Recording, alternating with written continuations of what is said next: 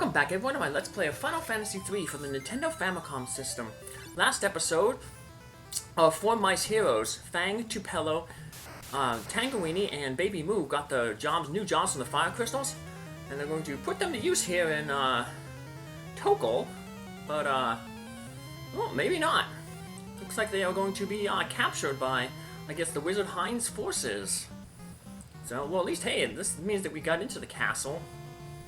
Hein hid the royal sword of King August somewhere. Hein was corrupted by a mysterious power. Let me guess, right after the earthquake. This castle is the Elder Tree of the Living Woods. Hein cursed this tree. I am King August, ruler of the lands north of the desert, but now it's an empty kingdom. Hein has cursed my soldiers. I trusted Hein. Are you okay? I'm fine. Please, you must defeat Hein. Hein was King August's advisor. He was corrupted by the darkness after the earthquake. Everything happened after the earthquake. Hey, get out of the way. I'm Lord Hein's servants. Die! Yeah, this guy, we talk with him and we get into a battle with these little demons. So, let's see what our classes can do.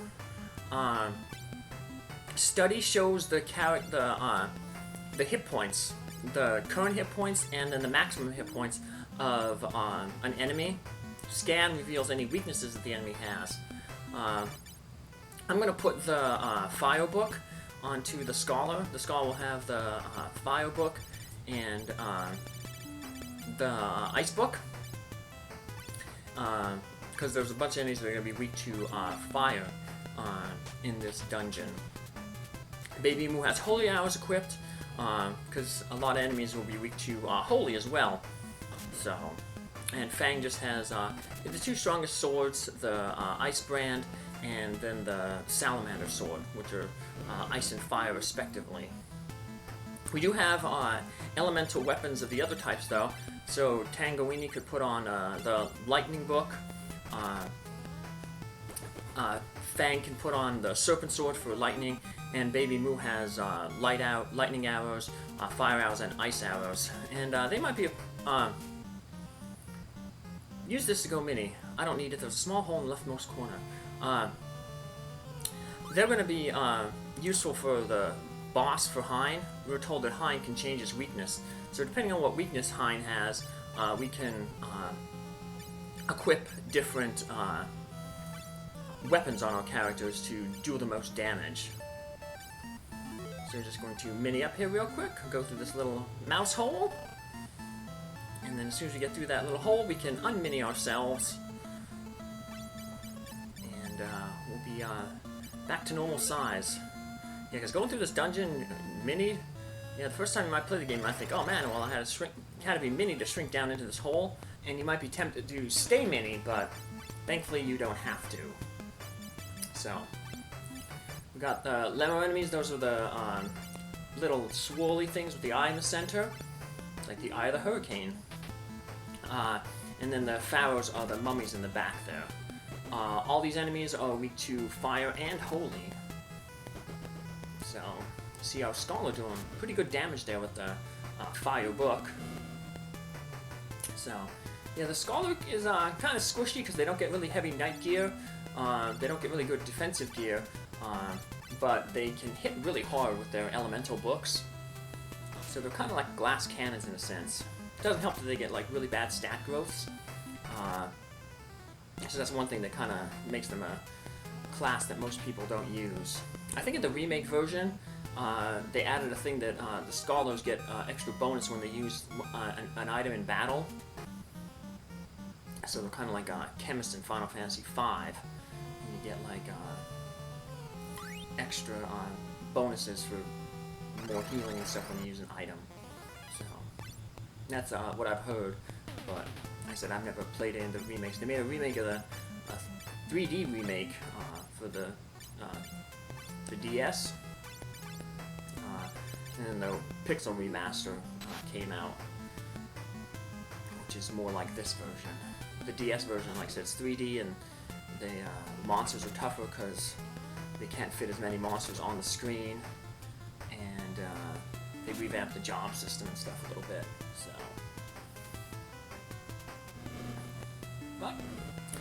So here we got other new enemies. The Pharaohs, we've seen them, and then the Lamias are in the back. What's really annoying about this dungeon is those mummies can put you to sleep, the Pharaohs, and the Lamias have a confuse spell. They can confuse your characters. So we're starting to see some status ailments, and of course status ailments tend to be like worse than damage because they can just really, mess your characters up. Because your characters tend to have better stats than the enemies. They, it's not necessarily, it's quantity over quality. But when your characters are confused, they'll be attacking each other. They'll be attacking themselves or other party members. They deal quite a bit of damage, so. I had Tupelo there target Tangeweenie. To remove the confused status, you have to hit, the character has to be hit with a physical attack. It doesn't matter if it's from your own party or if it's from an enemy. So usually you want to have maybe your worst attacker, your weakest attacker, target the character that got confused, and maybe get them out of their confusion and get them back to their senses.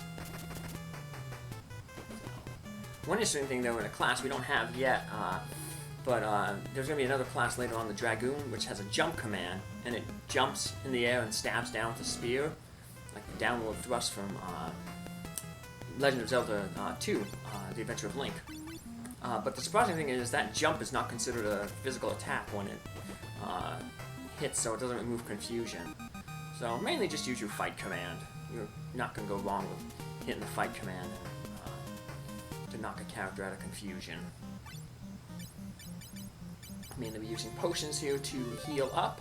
Baby Moo has access to some white magic, that's why she was able to use that mini spell earlier, but only up to level 3.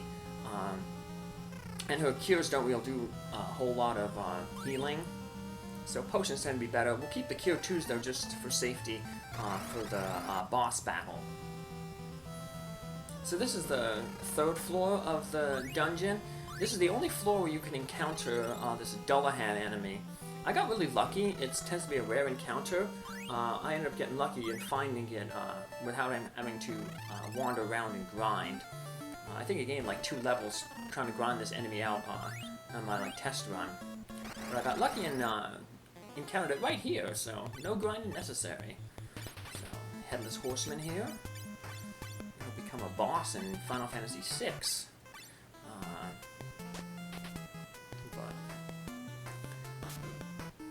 Right here, just a normal enemy, so a lot of hit points, doesn't have any weaknesses, but it's, pretty vanilla. It's not going to use status ailments like the Pharaohs and the Lamias. Those are the enemies you really have to watch out for, which is really bad because they're the most common enemy that you're going to run into in this dungeon. Probably followed then by the demons, and then those lemurs and the Dullahan are obviously very rare. So here we get the King's Sword. It's the strongest sword that we have, but it is non-elemental. So we're just going to throw that on our left hand, and then we'll put the Salamander Sword on the right hand.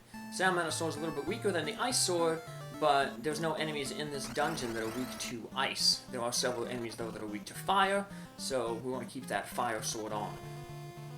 We're keeping all the elemental weapons, like I said, though, for the boss, Hein, who can change his weakness. That one soldier told us that when he found us in the Dwarf Cave. He's the one who told us to go to Tokkul. He's like, Hein's people are attacking. Only a scholar can determine his weakness. So just run into a whole bunch of Lamias and Pharaohs. And another short little dungeon here. I'm gonna head up to the right here, though, to get a new bow, though, for our ranger. Got to a fight right before, so the Rune Bow gives a little bit more attack power to our Baby Moo. Unfortunately, attacks won't really do too much, even if you can exploit the elemental weakness of Hein with a weapon, because Hein has really good evasion. He's going to be evading most of the attacks, so we want to be mainly doing damage with Tupelo's Black Magic. And some of the other characters can join in with the items that we have. The power of darkness is beautiful. With this fortress, Augustus soldiers, and darkness, I will rule the world. Here we have Hein. You don't know what he's weak with at first, so you want to use the scan command. I accidentally used the study command there, but we'll get to see what the study does. So, it doesn't matter what command the scholar uses, they get 12 points for every thing, So Hein basically uses a level 2 magic spell, but unlike the salamander, he only single targets. So he'll deal more damage to an individual target, but he won't deal as much damage overall to the party. Now Hein can change his weakness like at any time. Right now he's weak to thunder. You'll know when he changes his weakness though when he does a move called barrier shift. And it basically wastes a turn on his side, but you're going to have to waste a turn then with your scholar. So he's weak to thunder, so we'll be casting Thundara. I put the Serpent Sword on Fang, so he has elemental lightning. Switch out the Ice Book for the Lightning Book for Tupelo. And then Baby Moo could just do a little bit of healing. If we wanted to, we could have switched out Baby Moo's Holy Arrows for the Lightning Arrows. As you can see, Hein has really good evasion. So a lot of our attacks are just missing him. It's not very good. But the sad thing is you don't know when he's going to use the barrier shift. So sometimes I'm a little hesitant in this battle. Like I'm afraid to, cast, Thundara again with Tupelo, because if he changes barrier, he might change where he will absorb any other spell. So he'll only take damage from spells that he's weak against. Anything else, he'll gain hit points for. So this battle can be kind of annoying. I was expecting him to do barrier change. Usually he tends to change maybe every like 3 turns or so, but there's no guarantee that he's going to change every like 3 turns. But so he's kind of being nice here. If I would have been able to like predict the future and know he would have stayed weak on Thunder for so long, I would have been using more of those Zeus's Wraths. I could be using Zeus's Wraths. I could be going all out with Thundara. So, unfortunately, unlike Califisto from Final Fantasy V, you kind of can't really tell what Hein's weakness is based on the spells that he's using. And he doesn't start the battle like he's not always going to start, weak to a certain element. So yeah, you just got to use the scholar to kind of figure it out. So I guess they purposely, like I said, made him like that so that the scholar, you have to use him for at least this battle. As you can see, even though you think like, well, I won't just bother with magic, I'll just hit him with my, physical attacks. It's going to be hard to hit him with the physical attacks. Fang is missing a lot. Tangeweenie's missing a lot. So Fang can almost be like a secondary healer almost, but if he did make contact with his swords, he'd be doing some good damage. It's just a roll of the dice though if he makes contact. So same with Tangeweenie. Everybody's missing though. So, hasn't used that barrier shift at all. Just kind of annoying. Of course, that wouldn't really matter what he shifts to, because you still have to use basically the same thing, on level 2 spells, Thundara, Blizzara, or Fyra. And then we just obviously switch out the elemental weapons on our other 3 characters. So, like I said, I try not to, I'm a little hesitant to like use that Thundara. That's why I was just using Thunder in case if he did change shift, I wouldn't hurt him too much. But I'm running out of I ran out of spell uses on the Thunder, so he just doesn't want to change his barrier. So yeah, we make contact there and get a good roll there We're taking off a good, like, fourth of his hit points with each of those spells, but... Well, let's use our, Zeus's Wrath now, because we're all out of, you know, thunder spells. So this is where you could, you know, if you do run out of magic, this is where a bunch of those, spell items can be kind of stored up for and, you know, hoarded for. In a little bit, when Tupelo changes into a thief, and we probably won't have much magic. That's when we'll probably use those magic item spells that we got. Those magic casting items. So that'll cover our magic needs. But finally, Hein falls. Like I said, not too hard, more annoying than hard. But after we defeat Hein, all the prisoners will be released. The voice echoes from the wall. A voice echoes from the walls. Thank you, warriors. It speaks. I am the elder tree of the living woods. Hein coasts me. I will free the people within me and then return to the living woods. They were told that the trees would all die if the elder tree didn't return. Thanks. It is time to return. Hold on tight. It's going to be shaky. Now the elder tree is going to, I guess, hover back to... although I guess it's kind of walking. But it hovered on the screen. But it's going to head back to the forest. We've arrived. You may all depart here. Alright, let's go.